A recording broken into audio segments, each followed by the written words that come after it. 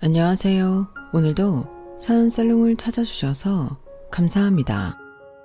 저는 결혼한 지 4년이 된 30대 중반의 여성입니다.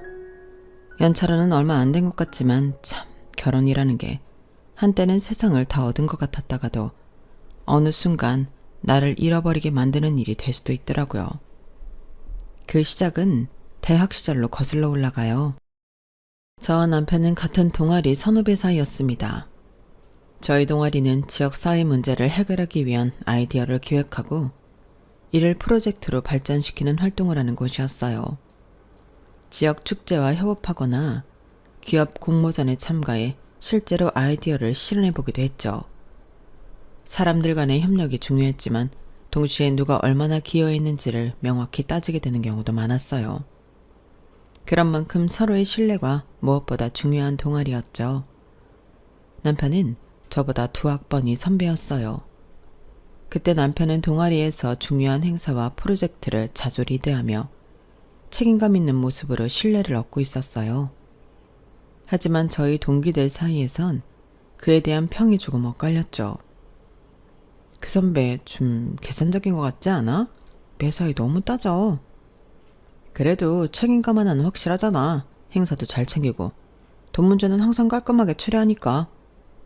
그 전까지는 좋은 평도 많았지만 나쁜 평이 돌기 시작했던 건 남편의 계산적인 성격이 본격적으로 드러났던 동아리 MT 때였어요. 선배로서 전체 비용을 책임지고 정산을 맡았는데 나중에 알고 보니 몇천 원 단위까지 후배들에게 추가로 요구하더라고요. 1인당 2만 원씩 더 내야 해. 예상보다 펜션 비용이 많이 나왔거든. 선배님, 근데 잔돈이 좀 남았던 것 같은데요. 잔돈은 비상금으로 두는 게 맞아.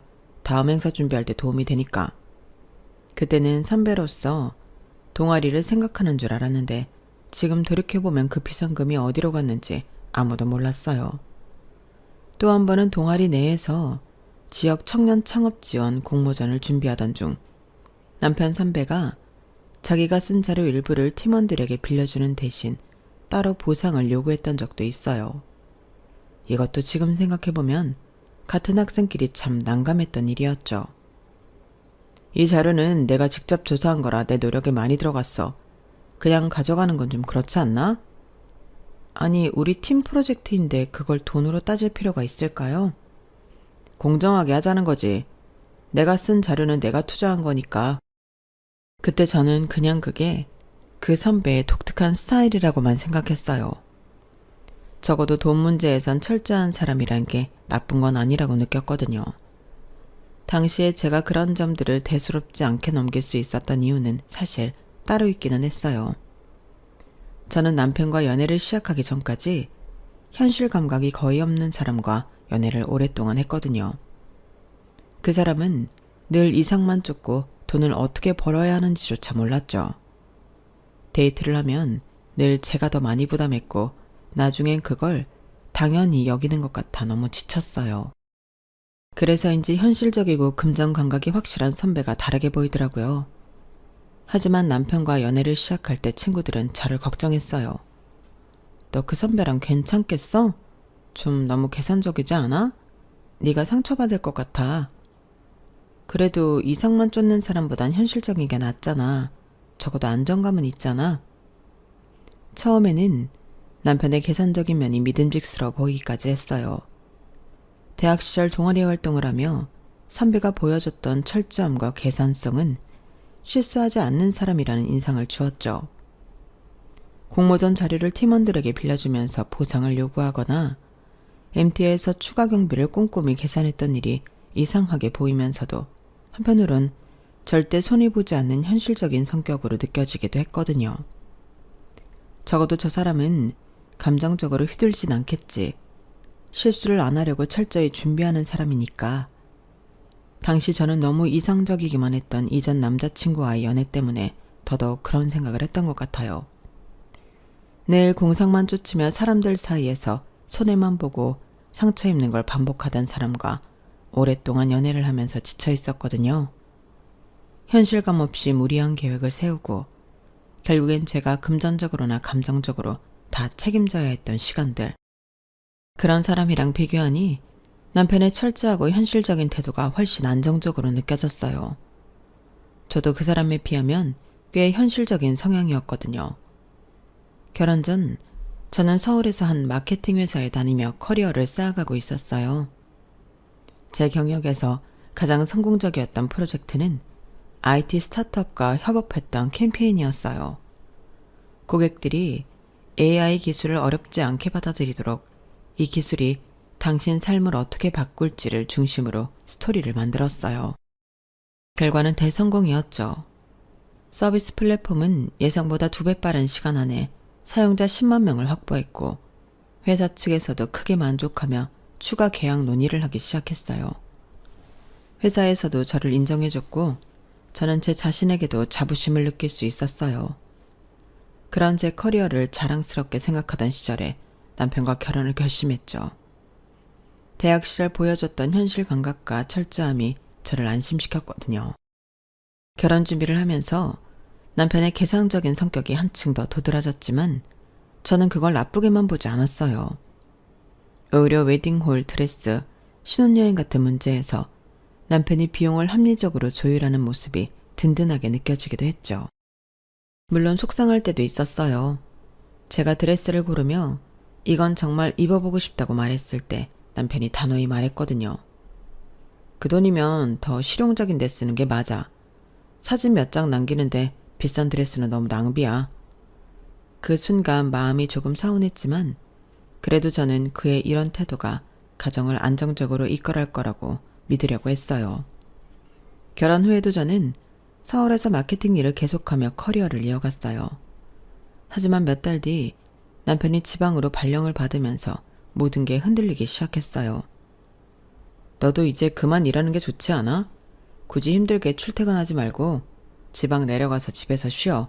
내가 충분히 벌어올 테니까. 그 말을 들었을 때 저는 당황했어요.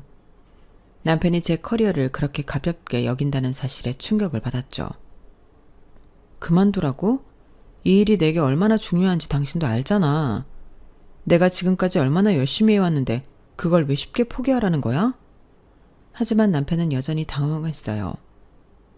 그렇게 고집 부리면 우리 가정은 누가 챙겨? 지방에서 네가 출퇴근하는 건 비효율적이야. 가정을 위해 희생할 수 있는 사람이 돼야지.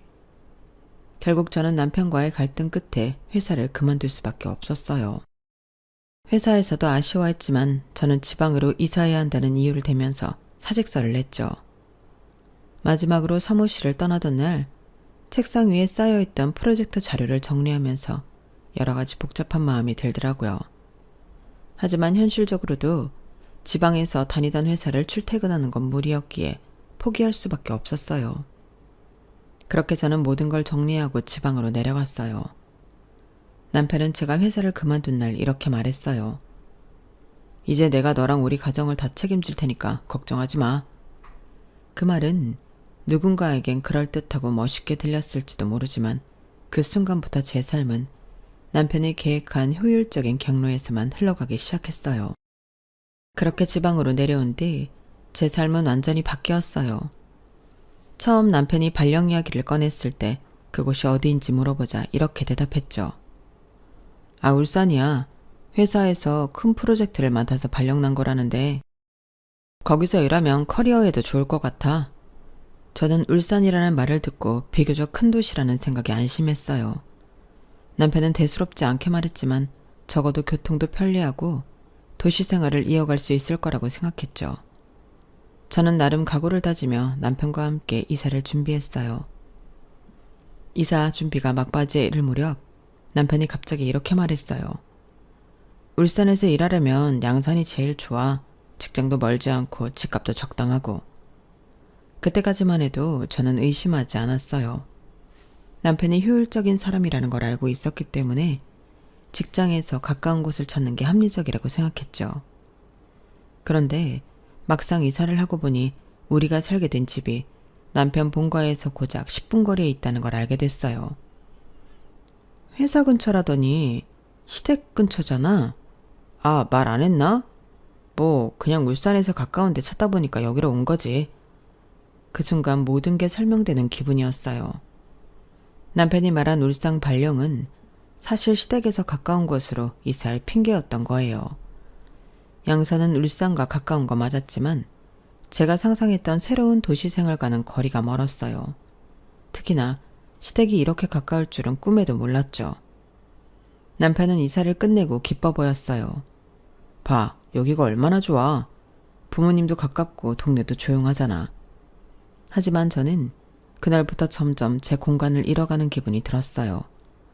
하루도 빠짐없이 시댁에서 전화가 오고 잠깐 들르라는 연락이 이어졌어요. 며느라, 오늘 점심 같이 먹자. 집에서 뭐하니? 네가 한번 가서 어머니 좀 도와드려라. 요즘 힘드신가 봐.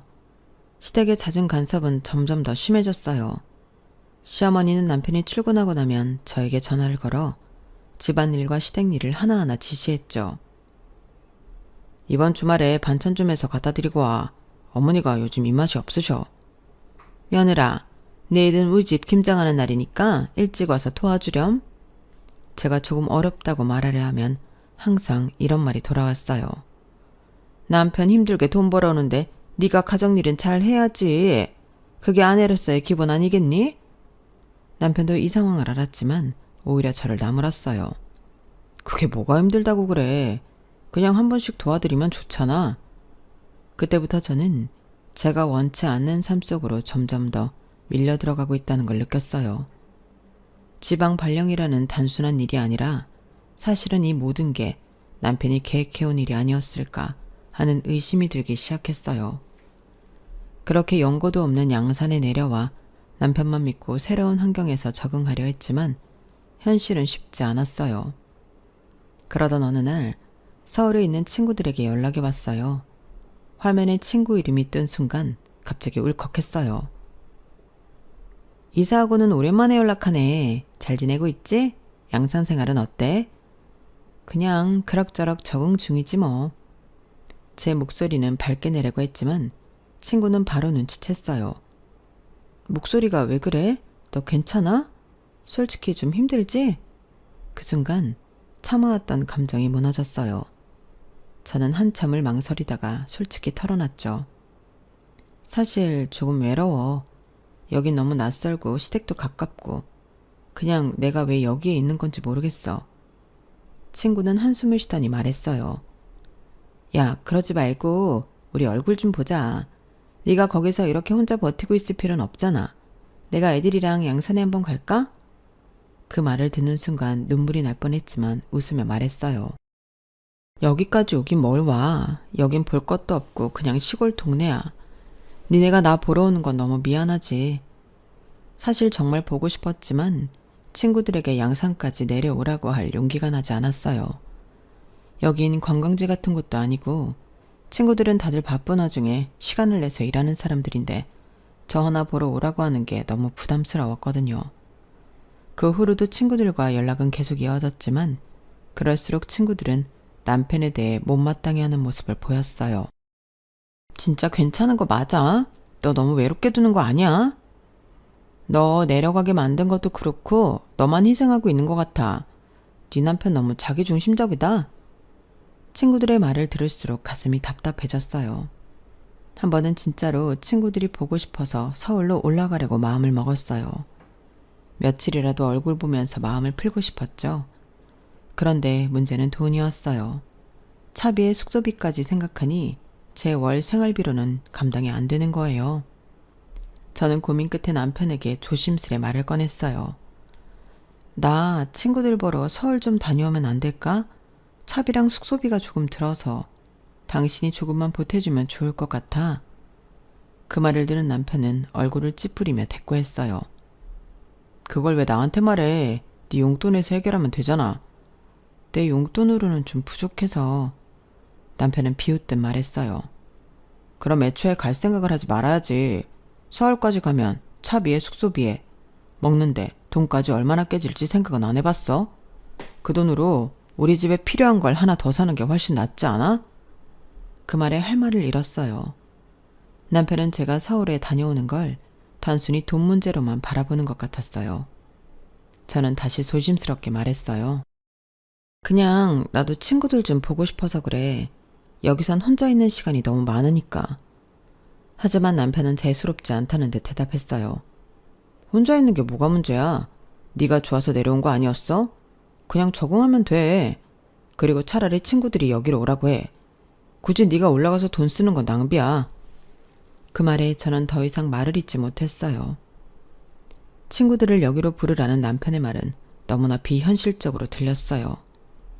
여기는 그저 작은 동네에 볼거리도 없고 친구들에게 내려오라고 하기엔 애들이 일하며 바쁘게 지내는 걸 알았기에 도저히 부탁할 용기가 나지 않았죠. 남편은 제가 말없이 가만히 있는 걸 보며 덧붙였어요. 내가 뭐 틀린 말 했어? 네가 멀쩡히 여기서 살고 있으면서 친구들 보겠다고 몇십만 원 깨지는 게 정상이야? 차라리 그 돈으로 네 필요한 걸 사든가. 그날 저는 아무 말도 하지 못하고 방에 들어가 침대에 누웠어요. 눈물이 나려 했지만 이미 지친 몸과 마음이 감정을 느낄 틈조차 허락하지 않았어요. 친구들에게 메시지를 보내려다 멈췄어요. 이런 얘기하면 애들마저 걱정할 테니까. 결국 메시지는 보내지 못한 채 저는 끝없는 고립감 속에서 스스로를 잃어가는 기분에 사로잡혔어요.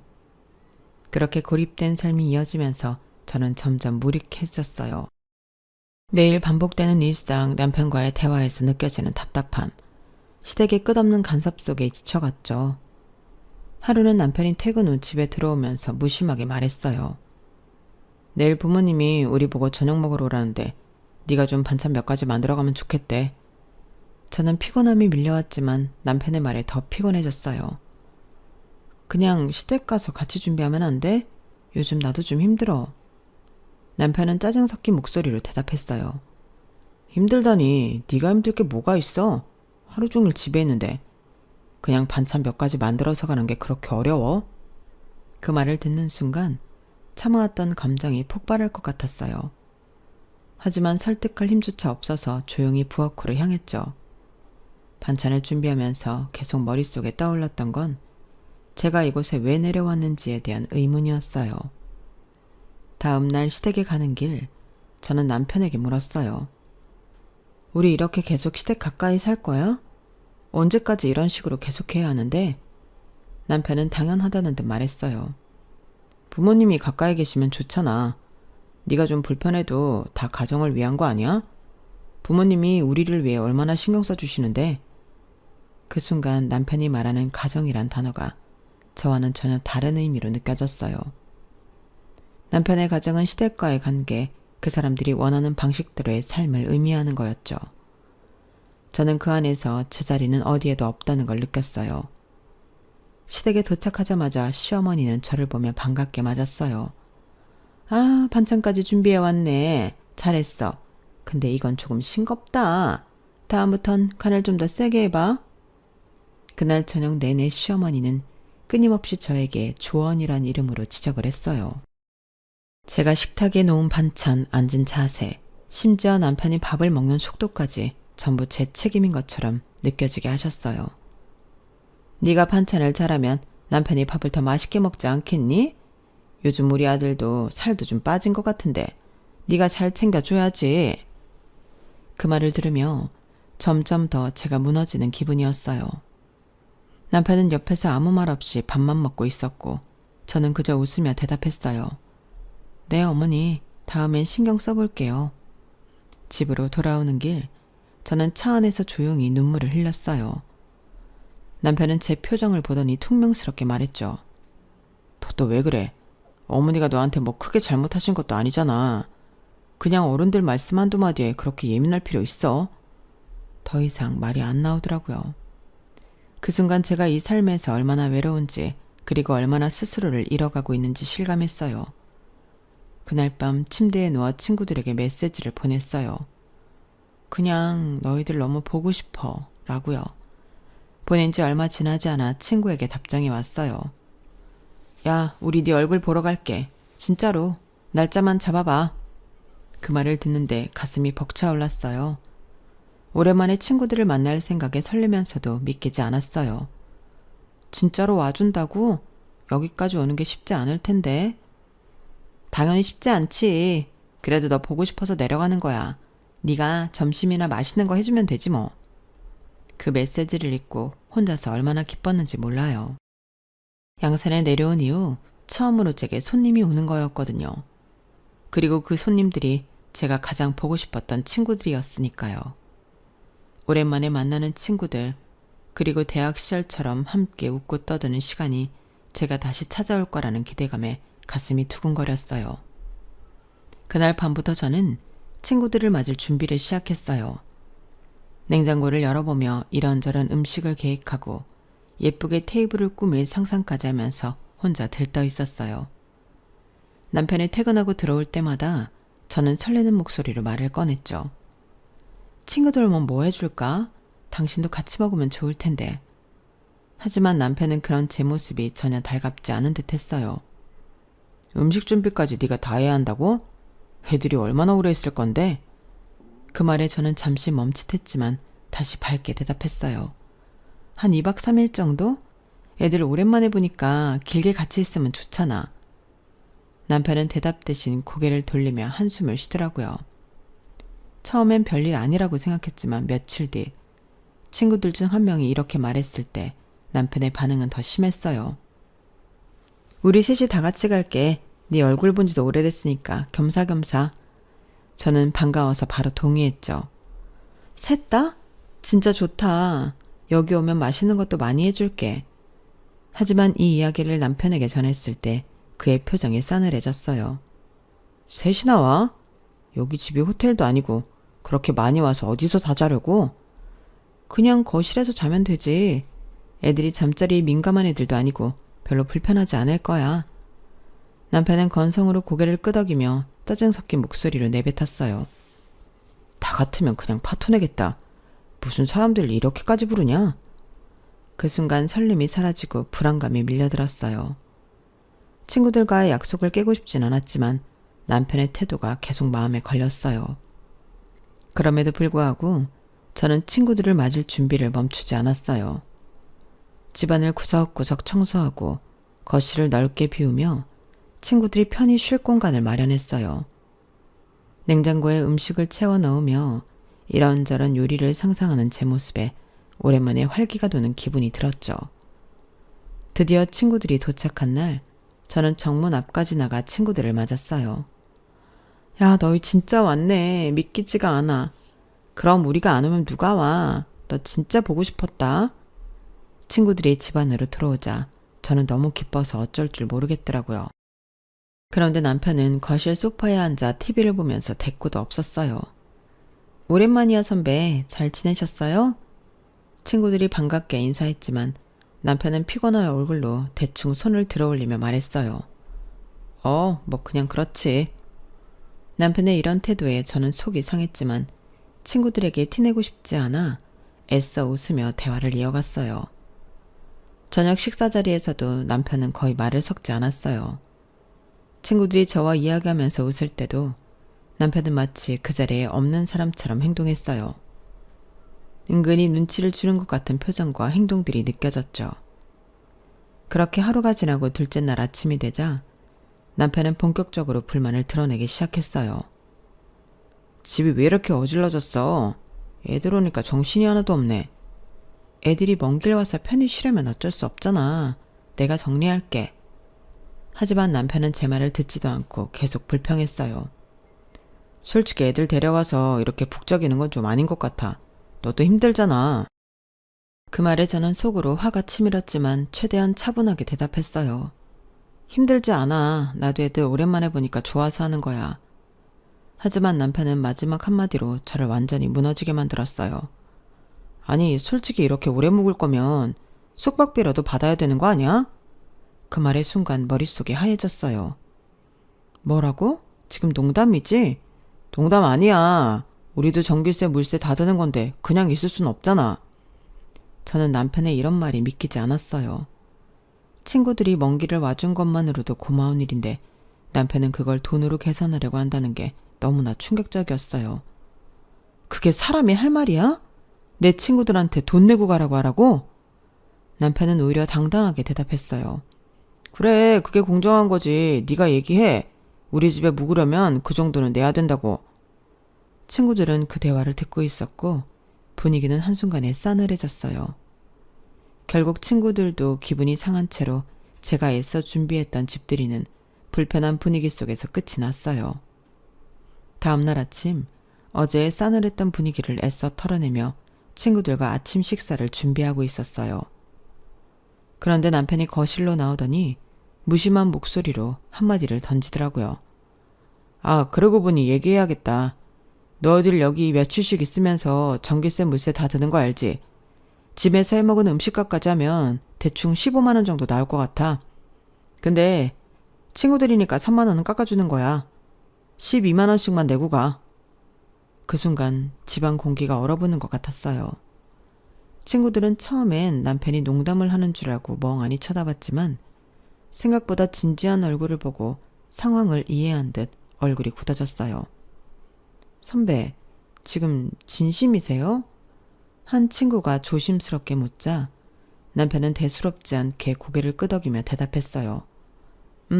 현실적인 얘기하는 거야. 여기 사는 것도 다 돈 드는 일이고 우리도 부담이 있으니까.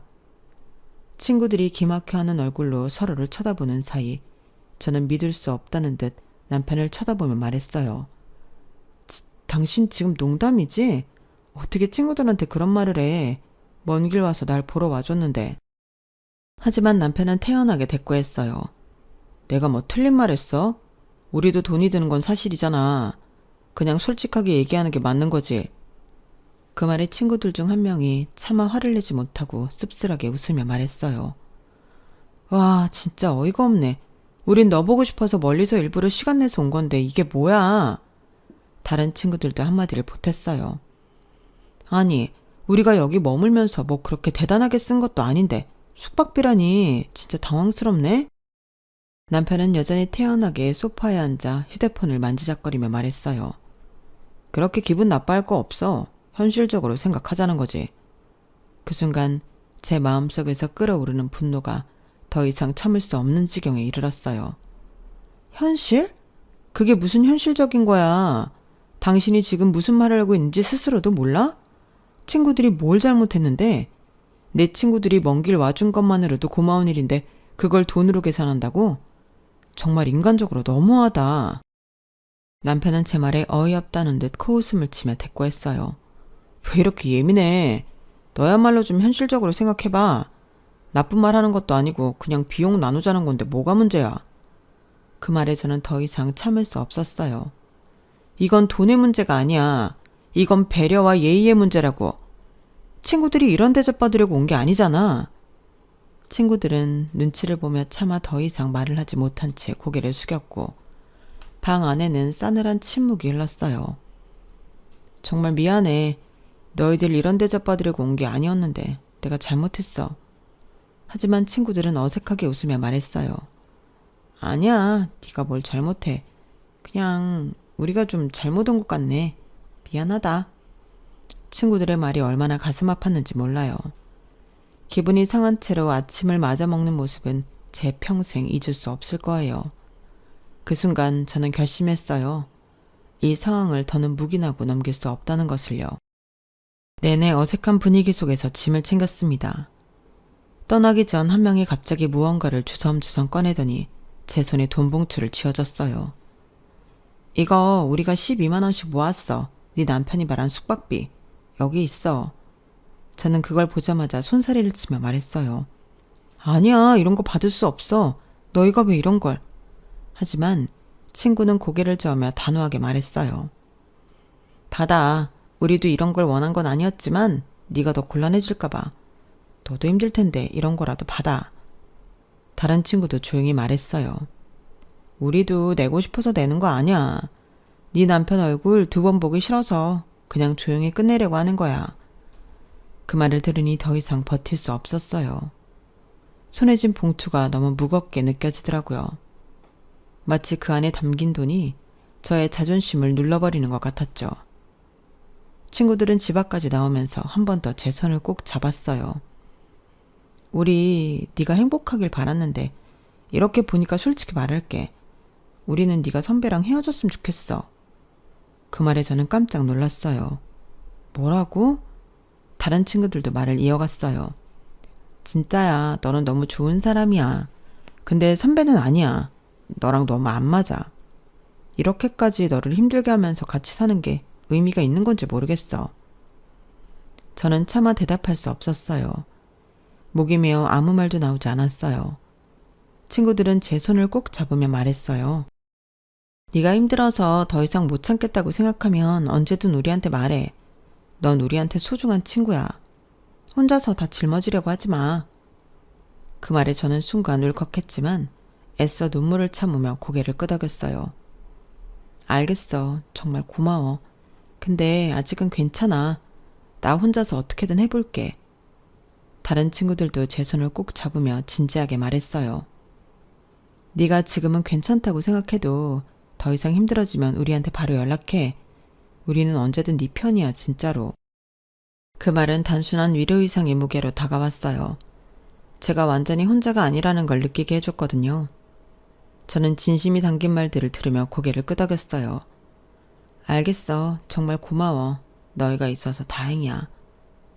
그 말이 끝나고 친구들이 차에 올라타 떠나갈 때까지 저는 대문 앞에 서서 그 모습을 지켜봤어요. 차가 멀어질수록 가슴속에는 더 큰 공허함이 자리 잡았어요. 친구들이 남긴 말은 계속해서 제 머릿속에 맴돌았죠.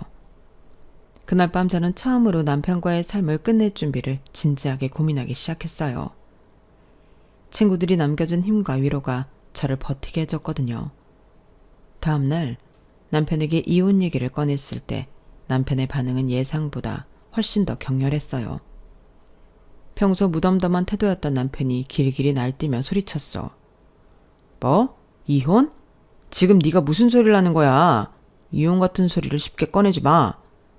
일단 흥분을 진정시키려 했지만 남편은 오히려 목소리를 높였어요. 웃기지 마. 네가 여기서 혼자서 뭘 할 수 있는데? 너 커리어 끊긴 거 몰라? 네가 이제 와서 일한다고 하면 누가 너 같은 사람을 고용할 것 같아? 그 말에 저는 충격을 받았지만 더 큰 충격은 그 뒤의 비웃음이었어요. 그동안 내가 얼마나 열심히 돈 벌어왔는데 넌 집에 편히 쉬면서 이런 생각이 나고 있는 거야? 숙박비 받자고 한 게 뭐가 그렇게 잘못됐다고 그래? 내가 틀린 말 했어? 우리 집에 누가 오든 돈은 깨지는데 현실적으로 생각하면 받아야 되는 거 아니야? 숙박비를 받았어야 한다고? 그게 정상이라고 생각해? 내 친구들이 멀리서 날 보러 와준 건데 그렇게 치사하고 각박하게 돈을 요구하는 게 인간적으로 맞는 거야? 네가 지금 현실 감각이 떨어지는 거야. 돈은 벌 수 있을 때 어떻게든 벌어야지. 지금 경제가 얼마나 어려운지 몰라? 내가 이렇게 애쓰면서 돈 벌고 있는데 네 친구들한테 조금 요구했다고 뭐 그렇게까지 열을 내. 내가 열내는 이유는 돈 때문이 아니야. 그건 인간적인 예의와 정의 문제야. 당신은 그런 걸 전혀 모르는 사람이라는 걸 이제야 깨달았어. 그래? 그럼 앞으로 더 현실적으로 생각해보자고. 다음에 또 친구들 불러. 이번엔 숙박비 더 올려서 제대로 벌어보자. 너도 집에서 놀기만 하지 말고 돈 좀 벌어야 될 거 아니야. 지금 장난해?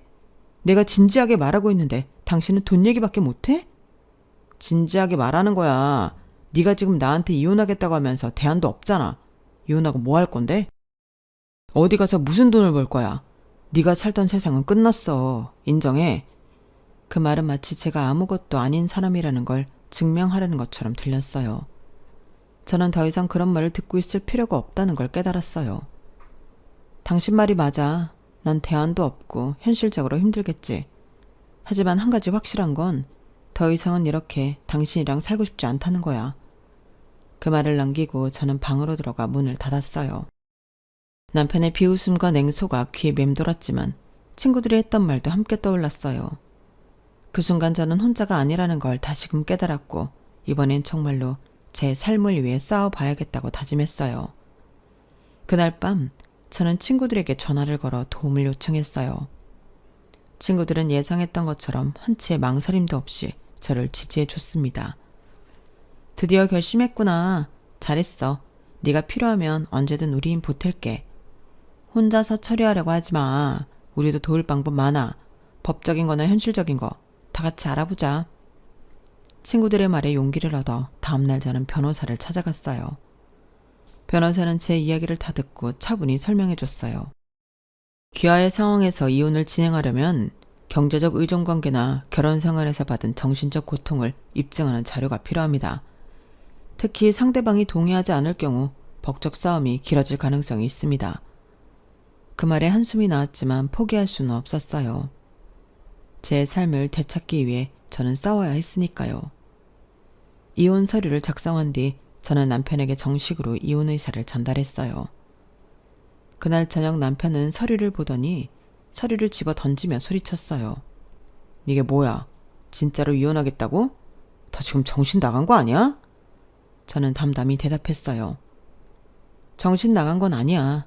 이제 내 삶을 되찾으려는 거야. 당신과 이렇게 사는 건 더 이상 의미가 없어. 남편은 미친 듯이 웃으며 비아냥댔어요. 네 삶을 되찾아? 돈 여기서 뭐 할 수 있는데? 네가 무슨 돈이 있어? 어디 나가서 살아갈 수나 있을 것 같아? 지금까지 내가 벌어다 준 돈으로 편히 살았으면서? 저는 최대한 침착하려고 노력했어요. 당신이 벌어다 준 돈이 아니라 내가 감당해온 삶 때문이야. 난 그 삶을 포기하고 여기까지 내려왔는데 그 대가가 이거였어. 내가 이혼해서 힘들어질 건 알지만 이렇게 사는 것보다 나을 것 같아. 이건 말도 안 되는 짓이야. 여기서 네가 나가서 아무것도 못할 거 뻔히 보이는데 너 혼자 잘 살 것 같아? 웃기지도 않네. 그게 나를 본 모습이라면 더더욱 이 결혼을 끝내야지. 난 당신 없이도 잘 살 수 있다는 걸 증명할 거고 당신 같은 사람과 더 이상 살 이유도 없어. 그 후 남편은 며칠 동안 이혼 서류를 무시하며 아무 일도 없다는 듯 행동했어요. 하지만 남편이 무시한다고 해서 제가 포기할 리 없었어요. 친구들의 도움으로 저는 남편의 태도와 결혼 생활 동안 느꼈던 고통을 상세히 기록하고 필요 서류를 준비하며 하나씩 절차를 밟아나갔습니다. 남편은 끝까지 서류에 서명하지 않으려 했지만 결국 저는 법적 절차를 통해 이혼 소송을 제기했어요. 그 과정에서 남편은 저를 더더욱 비난했죠. 좋아, 네가 그렇게 이혼하고 싶다면 해봐. 그놈의 친구들이 널 위해 뭘 해주나 보자. 그 말은 가슴 깊이 상처로 남았지만 법적 과정이 진행되며 점점 자유로워지고 있다는 느낌이 들었어요. 기나긴 싸움 끝에 마침내 이혼 판결이 났을 때 처음으로 숨을 제대로 쉴 수 있었어요. 법원에서 이혼 판결을 받은 날이었어요. 법정에서 모든 것이 끝났다는 말을 들었을 때 한편으로는 마음이 후련했지만 다른 한편으로는 앞으로 어떻게 살아가야 할지 막막함이 몰려왔어요. 법원 문을 나서며 이런 생각에 빠져 있었는데 바로 그 순간 남편의 목소리가 들려왔어요. 네가 이혼했다고 다 해결될 줄 알았어? 커리어도 끊긴 주제에 어디 가서 뭘 할 수 있을 것 같아? 나한테 다시 걷어달라고 빌지나 말라고. 그게 할 소리야? 사람이 어떻게 여기까지 와서 그런 말을 할 수 있냐고. 고개를 돌려보니 제 친구들이 서 있었어요. 이런 상황을 저 혼자 감당하지 않게 하겠다며 일부러 연차를 내고 법원까지 데리러 와준 친구들이었죠. 좋아, 네 친구들까지 다 왔으니 어디도 난리 쳐봐. 그래, 니네들끼리 한번 잘해봐라. 결국엔 먹고 사는 문제에 네 친구들도 다 소용없을 테니까. 친구들의 얼굴은 분노로 굳어졌고 한 발짝 앞으로 나가 한참 동안 남편을 노려보며 말없이 서 있었어요. 남편은 더 이상 말도 하지 않고 자리를 떠났지만 그 조롱 섞인 말투가 여전히 귓가에 맴돌았죠. 제가 아무 말도 하지 않자 친구들은 다가와 제 손을 잡았어요. 괜찮아? 아니, 괜찮을 리가 없지. 진짜 저 인간 끝까지 저러는구나. 그날 집으로 돌아오는 길 친구들은 차 안에서 분노를 참지 못했어요. 저렇게까지 하는 건 정말 인간 이하야. 우리가 뭘 할 수 있을지 찾아보자. 절대 저런 인간은 저렇게 이혼만 해주고 넘어가면 안 돼. 그날 이후 친구들은 정말로 가만히 있지 않았어요. 우연히도 그 친구들 중 몇 명은 남편과 같은 IT 업계에서 일하고 있었거든요. 남편이 과거에 참여했던 프로젝트와 관련된 동료들을 찾아내 이 결혼 생활에 대해 자연스럽게 이야기하기 시작했어요. 남편이 가정에서 얼마나 계산적이고 냉정하게 굴었는지 심지어 친구들에게 숙박비를 요구했다는 사실까지도 알려지기 시작했어요. 그 업계도 생각보다 좁은 모양인지 클라이언트 쪽으로도 소식이 흘러들어갔죠. 남편이 그동안 협업 과정에서 보였던 독단적인 태도와 팀워크를 무시했던 행동들이 재조명되기 시작했어요. 그의 결혼 생활에서 드러난 모습들이 직장에서의 행동과 별반 다르지 않다는 이야기가 업계 사람들 사이에서 빠르게 퍼졌어요. 며칠 뒤 남편에게 전화가 걸려왔어요. 대뜸 화가 난 목소리로 소리치더라고요. 너 대체 친구들한테 뭐라고 한 거야? 내 평판이 다 망가졌어. 클라이언트들도 나를 피하고 회사에서도 중요한 자리에서 배제됐다고. 이게 다 너 때문이잖아. 내가 무슨 말을 했다는 거야? 네가 한 말과 행동이 너를 망친 거야. 이제 네가 저지른 일에 책임져야지. 그 후 친구들은 제 복직을 돕기 위해 적극적으로 움직였어요. 제 과거의 마케팅 경력을 살릴 만한 팀과 프로젝트를 찾아주고 그 팀에 저를 추천했어요. 그렇게 저는 다시 일할 기회를 얻었고 그날 밤 친구들로부터 축하 메시지가 왔어요. 축하해. 네가 해냈어. 이번엔 우리가 축하 파티를 할 차례야. 그 메시지를 보며 얼마나 오랜만에 진심으로 웃을 수 있었는지 몰라요. 늘 혼자라고만 생각했던 제 곁엔 알고 보니 이렇게나 저를 지지해주는 사람들이 있었고 그 덕분에 저는 다시 일어설 수 있었으니까요. 그렇게 저는 힘들었던 결혼 생활을 끝내고 새롭게 제 삶을 시작할 수 있는 용기를 얻었어요. 물론 쉽지는 않았죠. 남편의 조롱과 주변의 시선, 그리고 이혼 후의 현실적인 문제들까지 모든 게 저를 흔들었으니까요.